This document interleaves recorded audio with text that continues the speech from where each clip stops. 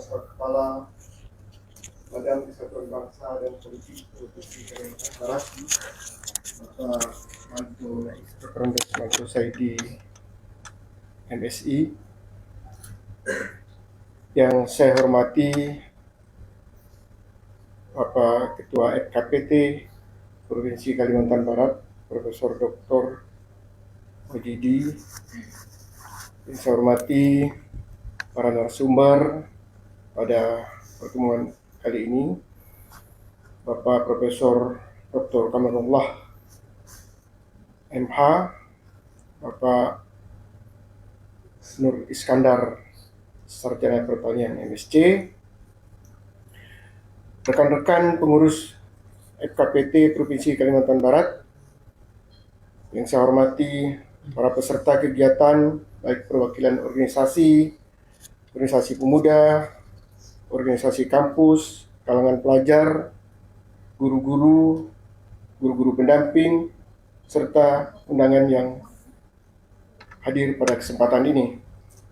Assalamualaikum warahmatullahi wabarakatuh. Selamat siang, salam sejahtera untuk kita semua. Pertama-tama, marilah kita memanjatkan puji syukur kehadirat Allah Subhanahu wa Ta'ala, karena atas rahmat dan karunia-Nya kita dapat bertemu mengikuti kegiatan penguatan organisasi pemuda dan pelajar dalam pencegahan paham radikalisme dan terorisme di wilayah Kalimantan Barat, yang pada hari ini kita dalam keadaan sehat walafiat. Kegiatan ini dilatar belakangi bahwa radikalisme dan terorisme merupakan ancaman nyata bagi bangsa Indonesia.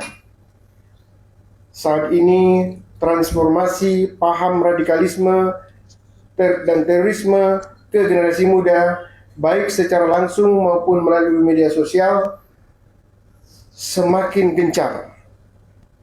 Berita bohong, ujaran kebencian, dan informasi yang bersifat negatif lainnya adalah produk-produk kelompok pelaku terorisme dimaksud.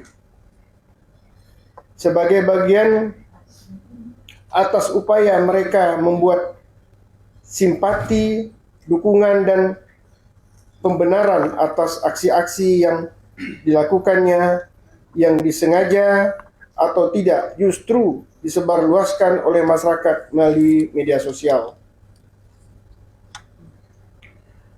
Ledakan bom bunuh diri suami istri di Makassar pada 28 Maret 2021, penyerangan markas polisi di Jakarta pada 31 Maret 2021, dan adanya beberapa penangkapan kasus terduga terorisme oleh aparat di sejumlah wilayah di Indonesia sampai saat ini adalah bukti bahwa yang namanya paham, bahkan tindakan radikalisme dan terorisme itu ada dan tetap eksis, sehingga ikhtiar kewaspadaan untuk penangkalannya tetap perlu dikedepankan. Forum Koordinasi Pencegahan Terorisme Provinsi Kalimantan Barat sebagai perpanjangan tangan dari Badan Penanggulangan Terorisme mempunyai peran dan fungsi pencegahan terhadap munculnya paham yang mengarah pada radikalisme terorisme. Berdasarkan Peraturan Presiden Perpres nomor 7 tahun 2021 tentang pencegahan aksi nasional penanggulangan ekstremisme berbasis kekerasan yang mengarah pada terorisme, di mana di dalamnya melibatkan seluruh elemen negara dan masyarakat, termasuklah di dalamnya organisasi kepemudaan dan pelajar. Seperti kita ketahui, kelompok-kelompok radikalis teroris banyak memanfaatkan teknologi digital dalam melancarkan aksinya. Maka di era yang serba daring saat ini dibutuhkan kreativitas dan mengembangkan karya di kalangan generasi muda sebagai bentuk anti propaganda, karena seperti diketahui beberapa kasus yang terjadi pelakunya adalah berstatus mahasiswa. pada universitas ternama bahkan. Hal ini menunjukkan bahwa tingkat intelektual seorang tidak menjamin bahwa bebas dari pengaruh paham radikalisme terorisme, karena memang banyak faktor yang mempengaruhinya. Sebut saja dikarenakan tidak memiliki bekal pemahaman keagamaan yang kuat, di mana untuk memperoleh pemahaman keagamaan mereka lebih mengandalkan pengetahuan dari media sosial, padahal tidak jelas sumber asal muasal sehingga rentan terpapar paham radikalisme. Pemuda dan pelajar merupakan agen perubahan sekaligus generasi penerus bangsa. Peran generasi muda, khususnya pemuda, mahasiswa, dan pelajar dalam pencegahan paham radikalisme dan terorisme sangatlah krusial. Pada kalangan tertentu di masyarakat, bahkan jauh lebih dipercaya dibandingkan dengan aparat. Untuk itu, pentingnya memberikan sosialisasi dan seminar anti radikalisme dan terorisme bagi generasi muda. Seperti kegiatan rutin sebelumnya, setiap tahun FKPT bidang pemuda dan pendidikan selalu mengadakan kegiatan serupa, dikemas dalam berbagai lomba video pendek, lomba menyanyi, asik bang, podcast, festival budaya dengan tema kearifan lokal dan harmoni dalam keberagaman. Semua dilaksanakan dalam upaya pencegahan karena dengan menambah wawasan pengetahuan tentang bahaya yang ditimbulkan dari paham radikalisme dan terorisme. Bercermin dari permasalahan di atas, FKPT Provinsi Kalimantan Barat memandang penting aspek pencegahan dalam upaya mewaspadai perkembangan radikalisme dan terorisme melalui kegiatan penguatan organisasi pemuda dan pelajar dalam pencegahan paham radikalisme dan terorisme untuk dapat menolak ajakan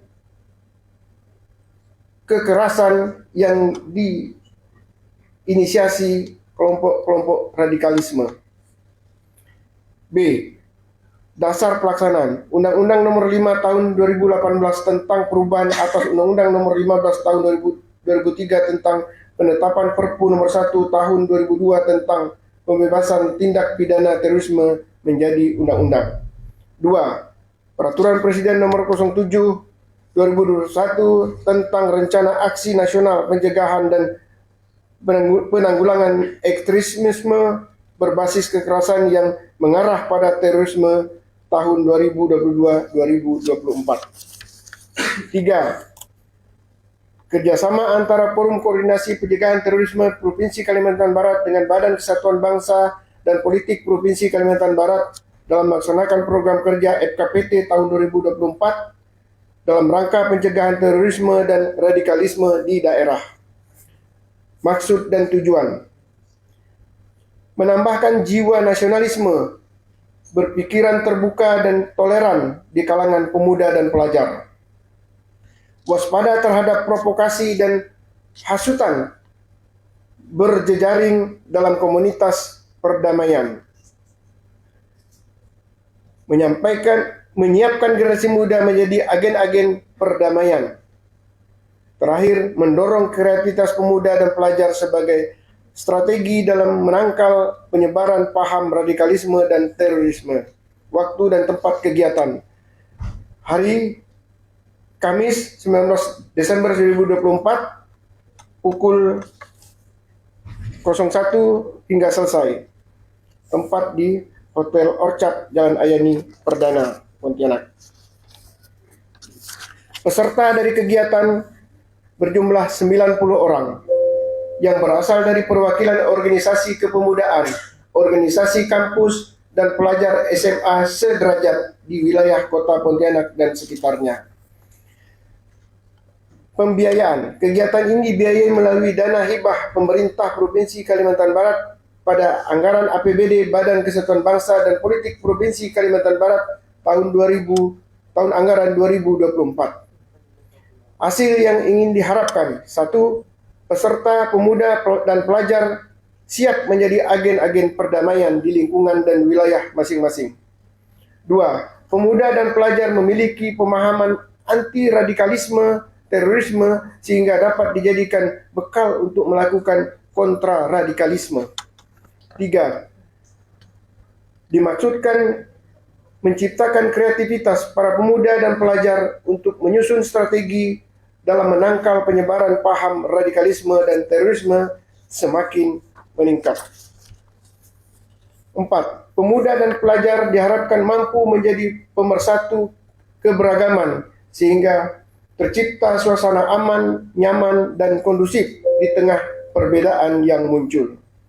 Demikian laporan ini kami sampaikan. Selanjutnya dimohon dengan hormat kesediaan Kepala Badan Kesatuan Bangsa dan Politik Provinsi Kalimantan Barat, Bapak Dr. Haji Manto Saidi, MSI, untuk memberikan pengarahan sekaligus membuka acara ini secara resmi. Terima kasih atas perhatiannya. Mohon maaf atas segala kekurangan. Billahi taufiq wal hidayah. Wassalamualaikum warahmatullahi wabarakatuh. Terima kasih kepada Bapak Gusti. Baik, Bapak Ibu hadirin yang kami hormati dan para peserta yang kami banggakan. Selanjutnya marilah kita dengarkan bersama sambutan Kepala Badan Kesatuan Bangsa dan Politik Provinsi Kalimantan Barat, sekaligus berkenan kepada Bapak untuk membuka secara resmi acara ini. Pada Bapak Dr. Desmanto MSI, dengan hormat kami silakan.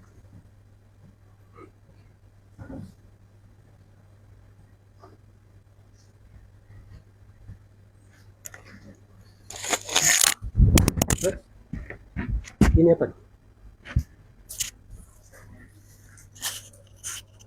Alas terekam. Bukan.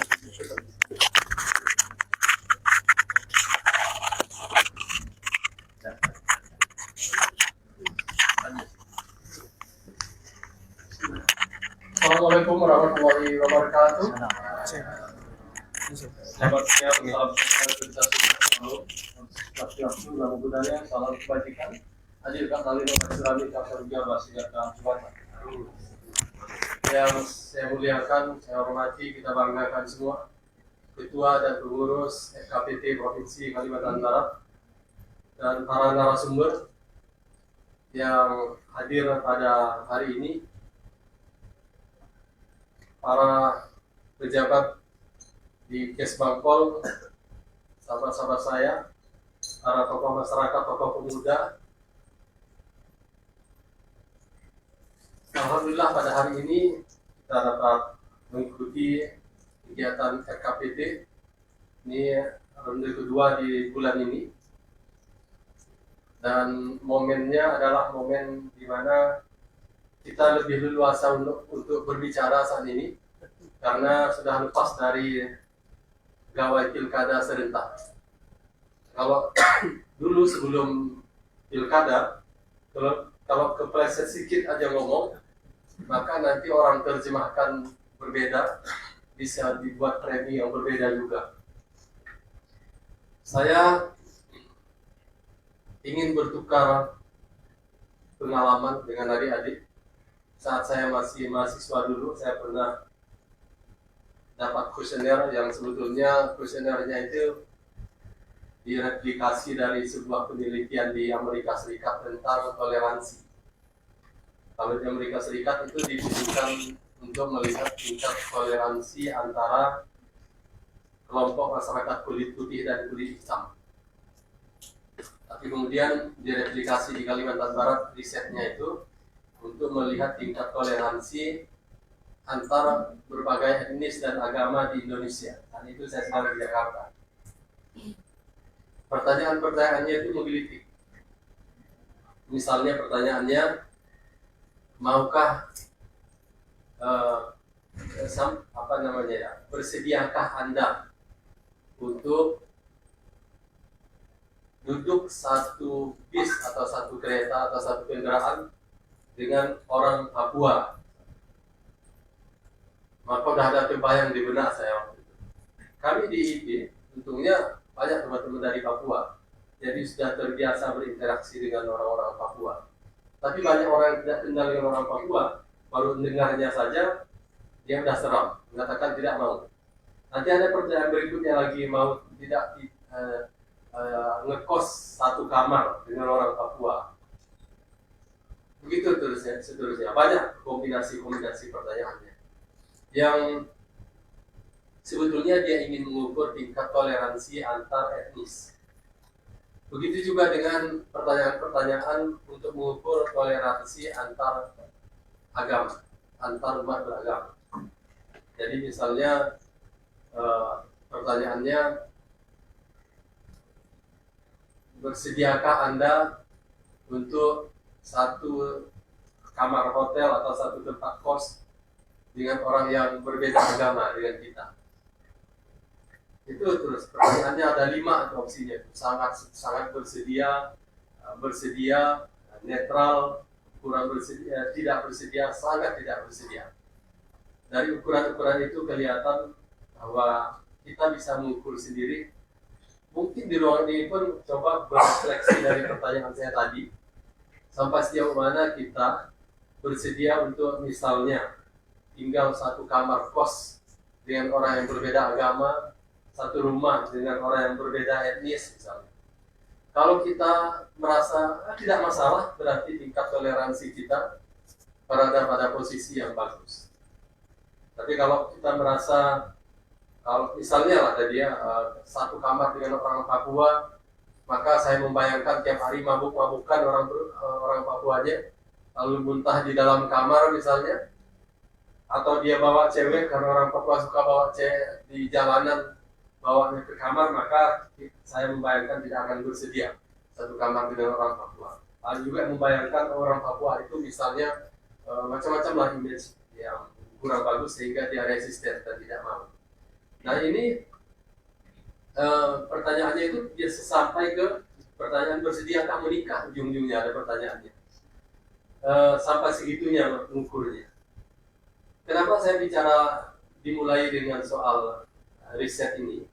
Sebenarnya saya ingin adik-adik merefleksikan tentang diri kita masing-masing ini. Tingkat toleransi kita lintas etnis sebesar apa, lintas agama sebesar apa, lintas profesi sebesar apa, kita sendiri yang tahu, karena itu ada hanya di hati kita. Kita tidak bisa menjudgment orang, menilai orang hanya dengan melihat postingannya saja. Ketika dia mengucapkan selamat hari Natal misalnya, nanti dalam waktu dekat bakalan banyak postingan ini, lalu kita menilai berarti dia udah kafir di pandangan Islam misalnya, bisa saja seperti itu. Kan banyak tuh nanti posting-posting yang muatannya seperti itu.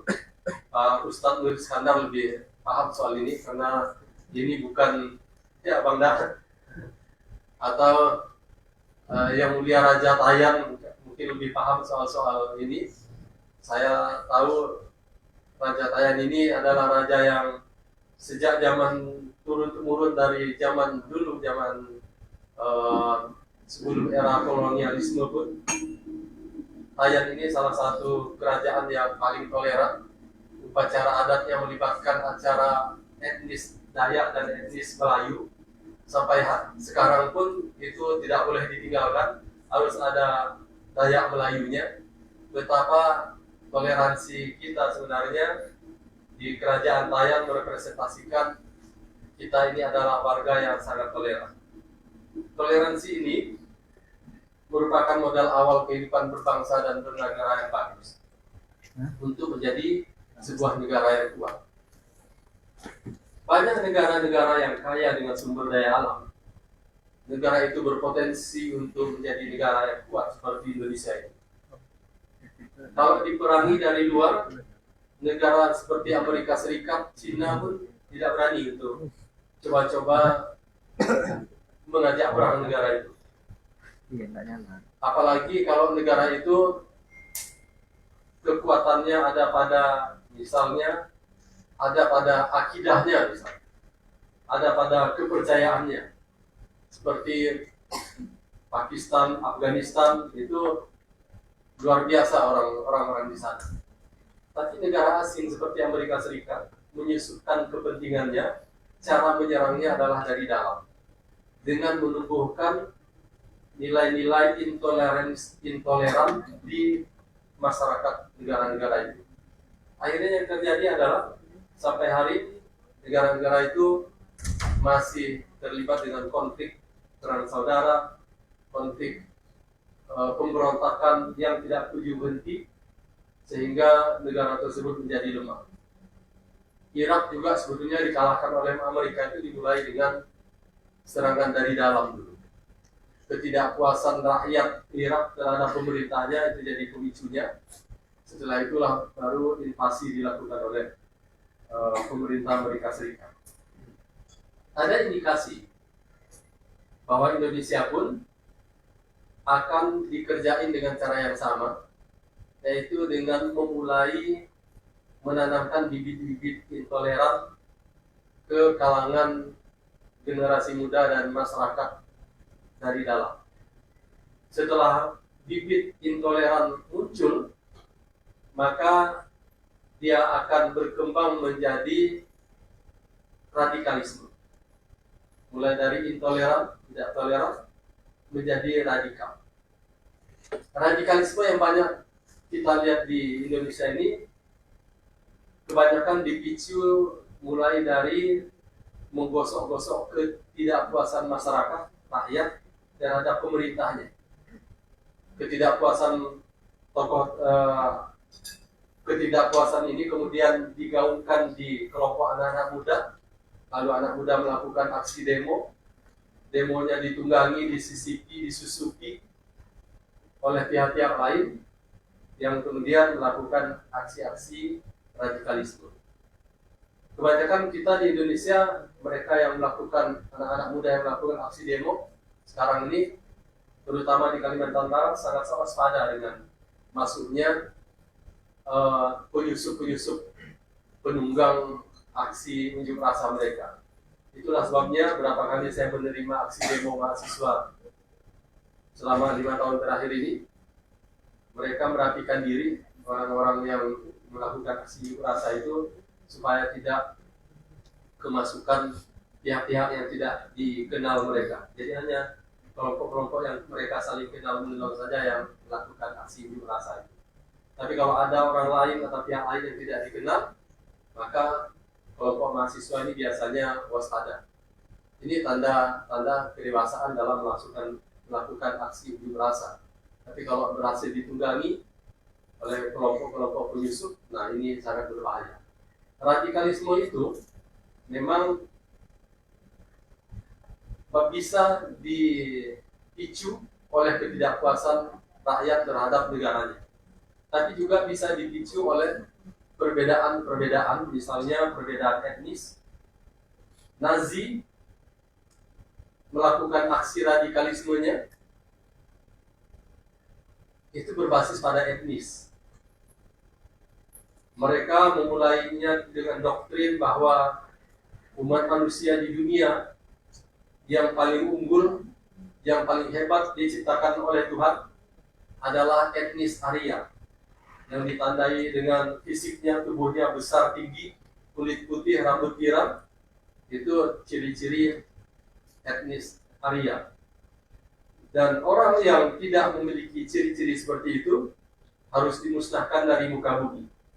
Nah, itulah sebabnya kemudian gerakan Nazi yang pada saat itu menyebar di negara-negara barat, banyak yang menjadi korbannya adalah orang-orang Israel yang rambutnya putih, rambutnya hitam, kulitnya tidak bule. Ada juga yang radikalisme didasarkan pada agama. Dan ini yang paling banyak jurusnya digunakan saat ini oleh berbagai pihak eksternal dari luar negara untuk memecah belah Indonesia ini. Aksi radikalisme intoleran berbasis agama sebetulnya terjadi di berbagai negara di dunia. Saya lupa catatan-catatannya, tapi yang paling berkesan ke saya, membekas kali seramnya adalah beberapa tahun yang lalu di New Zealand, aksi terorisme di masjid. Orang yang udah mati dibunuh mereka itu di masjid, masih ditembaki juga untuk memastikan orang-orang itu benar-benar mati. Itu berbasis agama. Banyak contoh-contoh lain sebetulnya, nanti narasumber bisa menceritakannya. Tapi semuanya tentu dimulai dengan menggosok-gosok kita untuk intoleran. Masuk dulu kita ke wilayah intoleran, setelah itu masuk menjadi radikal, habis itu menjadi teroris. Dan terorisme ini tidak bisa kita klaim sebagai tindakan salah satu etnis, tindakan salah satu agama, karena bahkan organisasi negara pun bisa melakukan berbagai kejahatan terorisme. Hanya tidak semua negara sepakat untuk menamai negara itu sebagai negara teroris. Meskipun aksi yang dilakukan oleh negara itu adalah menteror rakyat negara lain, menciptakan rasa takut dengan kekerasan, itu definisi terorisme. Itu dilakukan oleh negara terhadap negara lain, itu terjadi, berlangsung sudah sekian lama. Dalam konteks ini, jangan sampai Indonesia menjadi korbannya, jangan sampai juga kita orang-orang Indonesia menjadi pelakunya. Oleh karena itu, di tangan adik-adik inilah masa depan bangsa, agar tidak tumbuh berkembang paham-paham intoleran, radikal, dan teroris. Kita semua di ruangan ini, se-Indonesia saya yakin pasti mencintai kedamaian, mencintai keamanan, dan oleh karenanya adik-adik yang menjadi peserta pada hari ini mesti menjadi agen-agen perdamaian, agen-agen persatuan bagi kemaslahatan Kalimantan Barat. Kelangsungan hidup kita di Kalimantan Barat yang aman dan damai ada di tangan adik-adik semua. Harapan ini saya titipkan tentu ke adik-adik semua yang hadir dalam kegiatan ini, dengan harapan agar amanah ini dapat dilaksanakan demi masa depan Kalimantan Barat. Dan dengan mengucapkan Bismillahirrahmanirrahim, mengharapkan ridha dari Tuhan Yang Maha Kuasa, maka kegiatan penguatan organisasi pemuda pelajar dalam pencegahan radikalisme di Kalimantan Barat tahun 2024 ini saya nyatakan secara resmi dibuka.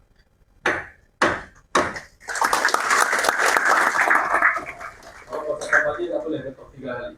Karena sudah selesai pilkadanya, jadi aman. Saya ini dengan belajar Al Hidayah. Assalamualaikum warahmatullahi wabarakatuh. Selamat siang, salam sejahtera untuk kita semua. Salam, Om Santi, Santi, Santi Om. Namo Buddhaya, salam kebajikan. Adil Katalino Bacurami, Tarsaduga Barsingat Kejiwatan. Terima kasih kepada Bapak Kabak. Kita beri tepuk tangan yang meriah untuk Bapak Jek Bangku. Mohon izin ya Pak, kita boleh foto bersama dulu ya Bapak ya. Posisinya di tengah Bapak. Silakan untuk para narasumber dan pengurus FKPT ikut bergabung. Kita menghadap ke depan saja karena foto akan diambil dari atas panggung. Oh gini ya? Ya, ya. Kepada para peserta kami silakan untuk berdiri di tempat dengan posisi menghadap ke depan dan agak merapat ke tengah. Ya, silakan teman-teman. Agak merapat ke tengah. Mohon berdiri di tempat ya.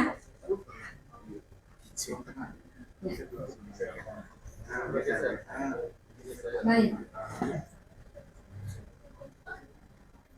Siap sedia ya, siap sedia. 1, 2, 3. 3, 2, 1. Kita salam satu komando. Siap sedia. 1, 2, 3. 3, 2, 1. Selesai. Baik, cukup. Terima kasih. Tepuk tangan untuk kita semua.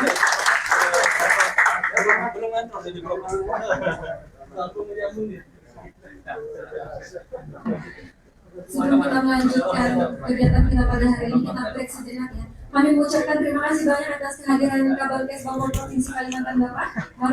Selamat jalan makan, selamat melanjutkan aktivitas kembali. Kita break sejenak 15 menit dan kami persilakan untuk mengambil snack di depan dan nanti langsung bawa ke sini. Nanti ya.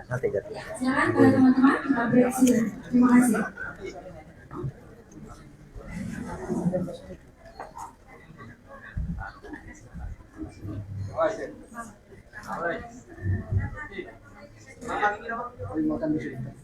Ya, silakan.